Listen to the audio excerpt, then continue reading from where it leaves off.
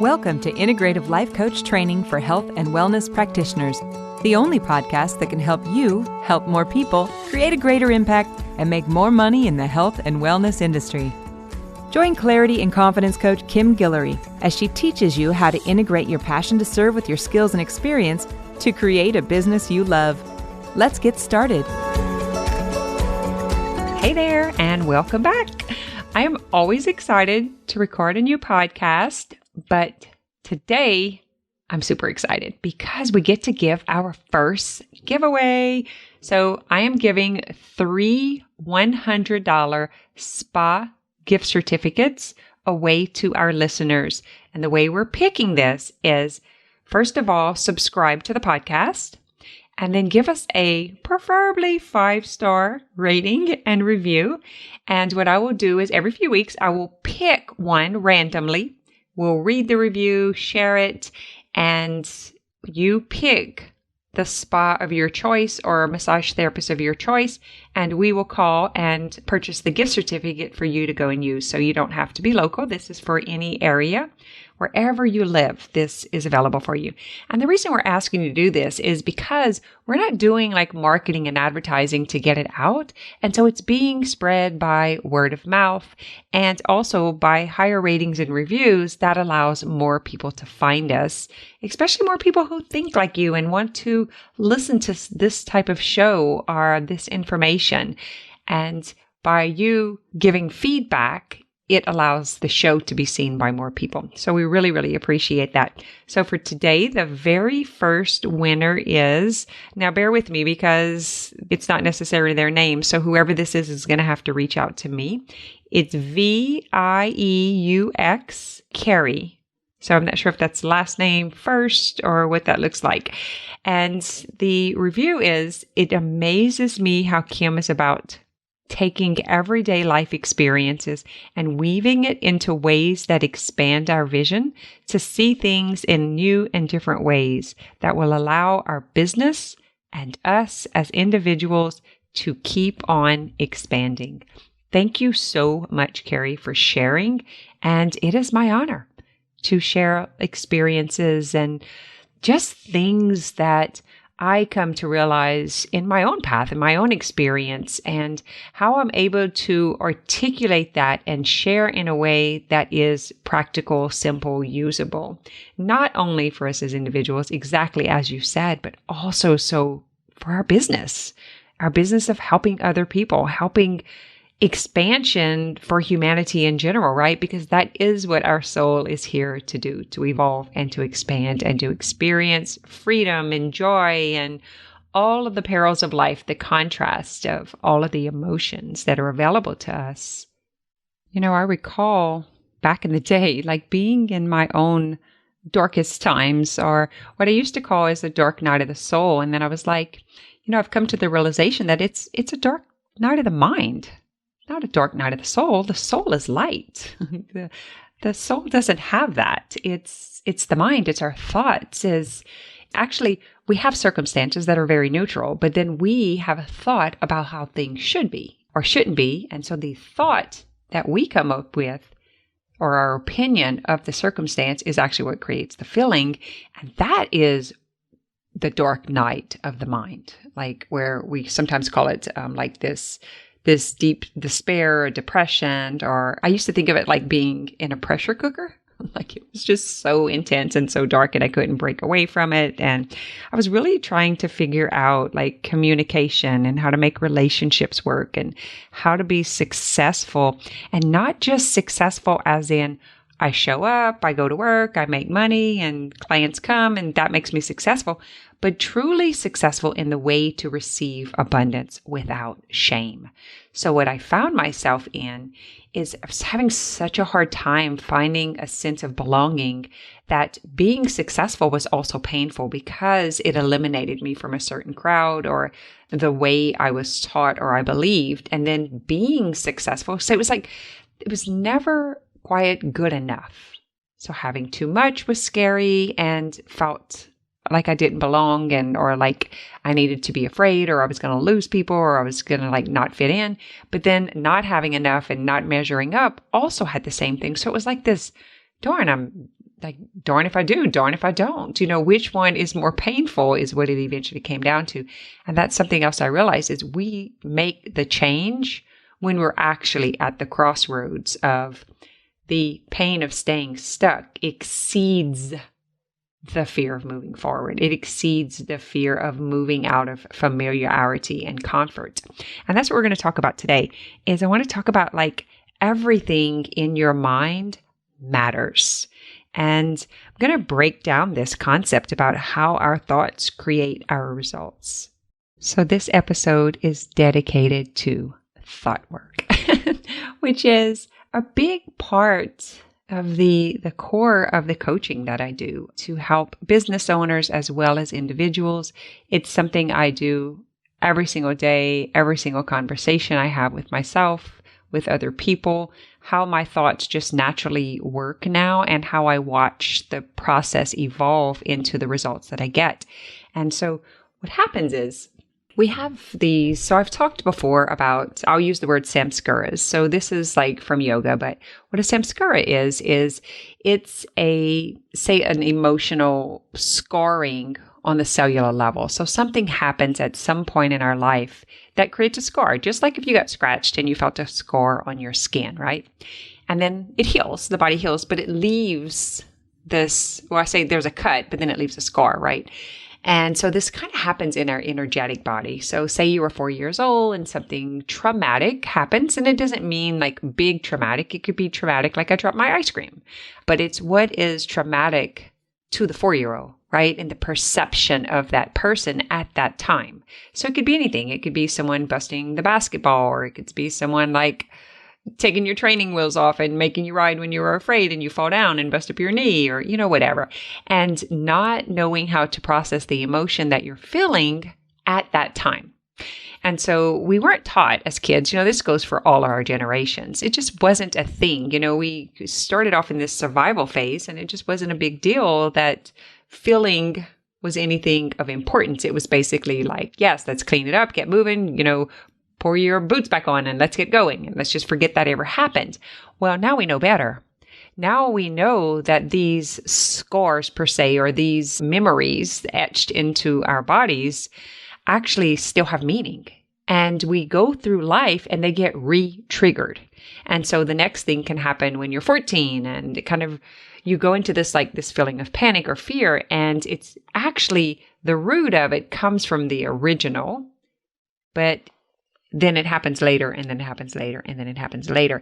And our mind thinks it has something to do with the current incident. So this is what it would look like when people are walking around being reactive, always mad at someone, flipping you off in traffic, being rude in the Walmart line, or like thinking your boss has it in for you, or it's your husband's fault why you're not happy, or it's that teacher's fault or that coach's fault for not putting your child in, things like that part of you, like your brain's kind of like, okay, this is not a big deal. Why is this feeling like such a big deal? Because I've got like my chest is heated and I'm feeling like this weight, in my heart, or it feels like I'm being suffocated and it seems like such a big deal. And my mind is like, come on, Cam, it can't be that big of a deal.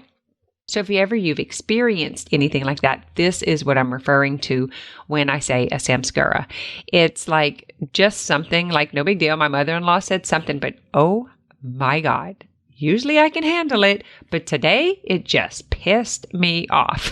So that kind of thing where it kind of doesn't make sense, but yet you can relate it, but you're not sure why you can't get over this. And this is what my clients will say. Like, I thought I was over this. What's happening? Like, I just can't shake it, And I'm like, well, there's more to the story. And what happens is we get the trigger. So basically what's happening is like, it's an upset, but it's a set up, which is an opportunity for you to clear it, an opportunity for you to feel the unfelt perception or the unfelt processed emotion that happened at an earlier time. I hope you guys are following me on this. I know I'm going to talk so much about it in this episode and more coming forward. I'm going to keep reeling it back in so it will make sense eventually. But for today, I really want to drive in on where it comes from. And then I want to give you a system for you to start working and sifting through it. So what I call the process is first you got to see it, then lift it, then shift it. right? So we got to see it, pull it up, and then we make the shift in the transition. So part of understanding how thoughts work is understanding how emotions work. So we'll go back into a circumstance. So let's just say your boss didn't want to give you the day off, knew that something was really important to you, and you had to miss a certain event. And you just get furious and you want to change the circumstance and you need to quit this job. And you get really overreactive. You make a really big deal out of it. And what's most important here, it's not so much about making the big deal about not getting the day off. It's your thought about not getting the day off or not getting the time off. I'm not appreciated. They don't see the importance. They don't understand me. It's that. What is the thought behind the suffering? Typically I say there's two reasons that we suffer, and it's always judgment and comparison. It should be one way. It shouldn't be another way. It's like that for them. It's not like that for me. I'm different. Those are the things that cause us suffering. And so the thing to look at is not so much at the circumstance, oh, I wanted the day off. I couldn't take the day off. It's what do you make it out to mean about you? Or what do you make it out to mean about what you're assuming that they're thinking about you or whatever. I can give other examples about this too. And what happens is we have this personal conflict and we think oh, they're out to get us. They don't understand. Everyone else gets it. And really when we're not in control, power and control of our own lives, of our own thoughts, it's we become the victim of the circumstance, right? And so one of the things that has really helped me is I truly believe that life happens for me. No matter how things turned out, it's exactly what I needed to experience for the growth and involvement of myself or for, just as a whole of what's happening in relationships, in life, in career. We experience the things that we need to take us to the next level. So if you took this back to wanted a certain day off, but other people were out of the office that day, so I couldn't get the vacation that I needed. So, you could change your thought. We don't change the circumstance. So say you still don't have the day off, but you get to figure out how you want to feel, how you want to be, how you want to act. What are you going to make of the day of not getting off? First of all, you got to become aware of what is your thought. It's not fair. They don't appreciate me. They don't understand how important it is to me. I have vacation. I should be able to take it.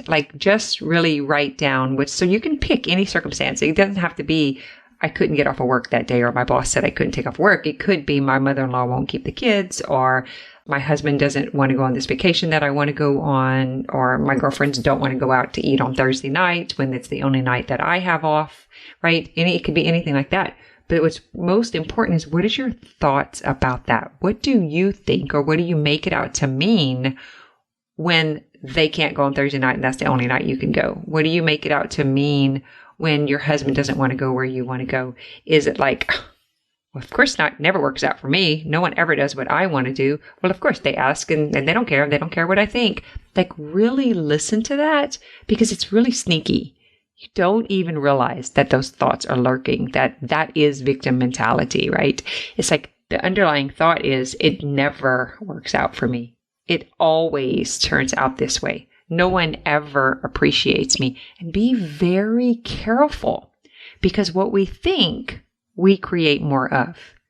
And so I'm going to go back from the beginning. So let's just start with the boss story. So I couldn't get off on the day that I wanted. My boss told me no. My thought is, this is unfair. I have vacation and I should be able to take it. And then when you think that thought, how do you feel? How do you feel? What inside of your body? What's the sensation in your chest, in your belly, in your head, in your throat, in the back of your neck? Because that's a telltale sign about the samskara, about the old story that's been running unconsciously in the background. So that's how I link it back. It's typically nothing to do with the boss and nothing to do with today. It's the unresolved stories. Because once you change your mindset, once you change your thoughts and you see things differently, your perception has expanded and opened up and you're truly trusting all that life has to offer you, then you're no longer the victim of the circumstance. You actually just see it as just the circumstance. It's pretty neutral. Nope, couldn't get off. So I'm just going to go and meet them on Friday, or I'm just going to go and meet them on Saturday because I couldn't get off on Thursday, or whatever it is. In other words, if the circumstance does change, it's a byproduct of the thought changing, right? So this is what I really want to reel in here. So you have a circumstance that is very neutral, but you have a thought that is your opinion or what you believe about the circumstance. And then that creates a feeling in your body. And how do you react when you feel that way? So if you feel like pissed off and then you start doing a not great job at work, I want to say, a half A it, that ultimately leads to the results that you get, right? Which is what kind of work environment does it create? Does it keep the story running and alive that I'm not important? My boss doesn't see my value. What I do here isn't acknowledged, because it's actually not the circumstance that's happening. It's that you believe that, and then you feel that, and then you create more of it by the attitude and action that you take. So really notice when you didn't get your way, what was the thought? It could be sneaky. You got to really stop and get present to unveil this. When you don't get your way, what is the thought that you think? And then how do you feel when you think that thought? And then when you feel that way, what's the action that you take? Typically, it's a kind of crappy attitude that we put off. We only do one of two things. You either react or you regret. Like you either go inside and shut down, or you vent out and do something reactive. It's only one or the other. No matter how you look at it, you either start acting badly, negatively, or start saying negative things about people, or you start, just venting, or you just completely swallow it, go inside, and then start making up stories about how you're not important, proving your lack of self-worth and value and all of that stuff. That's all just victim stuff. And this can totally change just by recognizing what you do and then getting out of the habit. So what's happening is this is an old neural pathway. This is the way the paradigm you were learned. This is the conditioning. This is the way you understood life. This was your perception. And you just hadn't had the opportunity to change it, or maybe it wasn't in your awareness what was creating more of it. So once you change your action, now you're going to get new results, right? So let's just turn that circumstance around. It's like my boss said, I can't have off. And your thought is, it's not a great time for me to have this day off, right? Or, well, I'm not so happy about that, but I can make do. Or, yeah, this kind of sucks, but that's okay. Like, what's the thought that you can think? It could be, okay, I can't have off on Thursday, but I can drive and go meet them on Friday. Could be as simple as that, right? It's all in how do you want to think about not being able to take off? How do you want to think about if your mother-in-law can't keep the kids, or if your friends don't want to go on Thursday night? You get to decide that. You imagine that we have this huge basket and there's 100 thoughts in it. Really consider what's the thoughts that you choose. Is it the negative ones? Is it the poor me ones? Is it the victim stuff? Is it the old stories? Is it even true? Or is it just assumptions and taking things personal?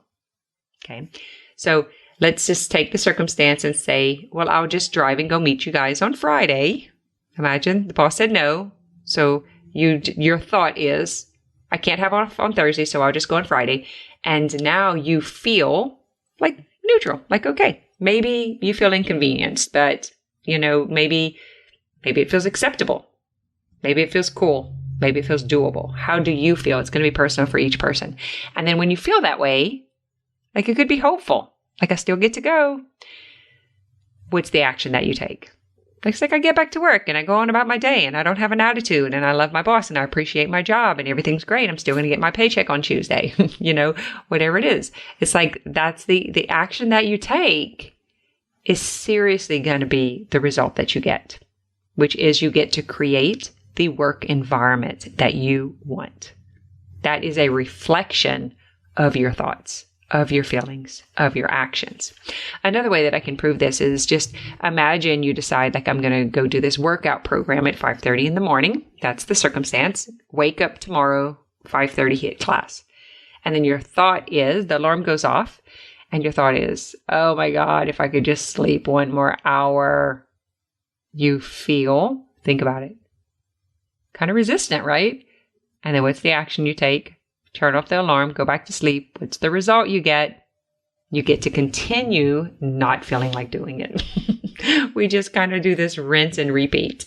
So take that, alarm goes off, 5:30 hit class, and your thought is, yes, today is the day it all starts. You feel hopeful or excited, gung-ho, whatever you want to call it. The action you take is you get out of bed, you put your clothes on, you ride out the door, and then the result you get, you feel excited, you feel energized, you feel energetic because you created that. Everything is a choice. Everything is a choice, but it stems from the thought. And so you got to be really careful when identifying and processing emotions. This stuff can be super tricky because what's happening is like we only using like 5%, like the part of the brain that we're using and the decision that we're making is like 5% conscious. It's like everything else that we do is driven by 95% of unconscious thoughts, old stories, old samskaras, old memories, old feelings that weren't processed, old wounds that weren't healed. Now, there was a time where I really dove into this stuff and it was like, oh, if it's on the left side of the body, it's mama stuff and, or maybe it's sister stuff, but it's females, unresolved female issues. And if it's on the right side of the body, it's like masculine energy. It's like stuff from your dad or it's stories from here. If it's on the left side, it's what you're taking in. If it's on the right side, it's what you're putting out into the world. If it's the neck and shoulders, then it's the emotional weight that you're carrying of someone else's load. If it's the lower back, it's feeling ungrounded and insecure and not safe in your world. And, or maybe having financial money issues. And this is all still true. I use this as a roadmap. I use this to get to it, but we don't have to go into the whole long drawn out re-experiencing story and wound, right? We just have to bring it into our awareness that this is how our brain responds to repressed emotion.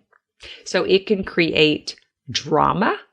It can create stories, it can create distractions, or maybe behaviors like overeating, or maybe feeling pain in the body, or it will create all sorts of things to keep you from feeling the emotion. Because the message that you gave it long, long ago was you need to shut it off, turn it off, and get back to work or get back, not feel it. It wasn't safe. It wasn't welcomed. It wasn't okay for you to acknowledge it. That was the messaging. So what that did is it created a neural pathway on that's just the way things are. And what we're doing now is bringing this into your awareness and we're taking a different approach and we're going to rewrite that neural pathway. But the first thing we have to do is we have to get really present and we have to realize where all of this comes from. We have to notice what we're feeling. We have to notice what our thoughts are. We have to notice what's happening in our environment, in our circumstances. We have to notice when we're being reactive. For an entire year, I worked on not being reactive. It was one of the most painful years of my life. It's super hard. So just bring into your awareness and into your presence. That's the first step. The second thing is we have to unveil, which means we need to get to the story, which it's likely not about the husband, about the boss, about the mother-in-law, or about the friends, or about the story. We have to unveil that story. We have to begin to, and it kind of feels like an unraveling of your life per se, because it's all the things that you believed before that were keeping you victim. Like you have to be willing to see it. Like this is kind of the pulling weeds part. And then we navigate through it, which is like we take a different approach. We catch on to what we've done and we create a new thought. We navigate, right? Instead of catching an attitude and like doing a crappy job at work, instead we navigate, we catch on to what our brain's doing, we catch on to the unconscious story, and we make a decision to create a new thought, to feel a different feeling, and to take a different action.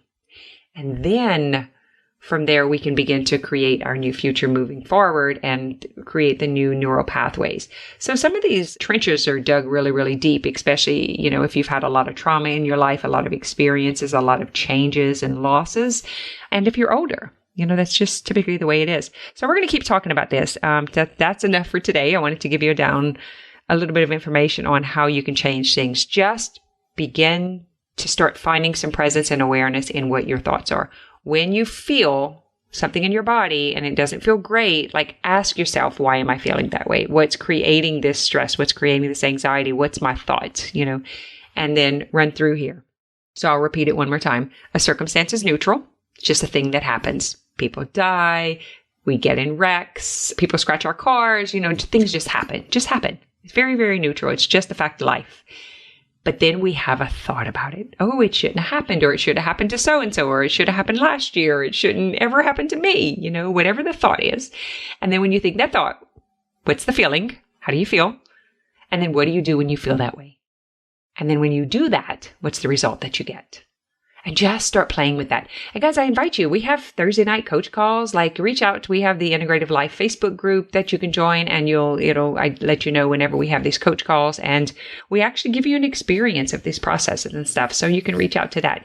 But for now, that's it for this episode. I look forward to next week, where we dive in a little bit deeper, and we're still going to kind of stay on the same topic for a few more episodes. And then we have some guests already lined up to come in. I'm super excited about that.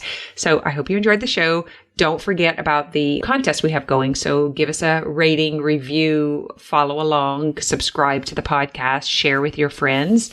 Let them know what you're learning and invite them to the community. This is just like a more conscious, healthy community environment where we can support each other on personal growth development. And especially if you're in health and wellness, if you're a practitioner, or if you're in massage therapy, yoga, life coaching, health coaching, like this arena, I especially would love to have you follow along, to have conversation with you, so I can actually help you help your clients on a deeper level and help them break through some of the stuff, especially when we're talking about physical pain and illness and disease and being stuck in relationship issues, that kind of stuff, because this is the unveiling, the unraveling of the stories that is most likely keeping them stuck. All right, I will see you all next week.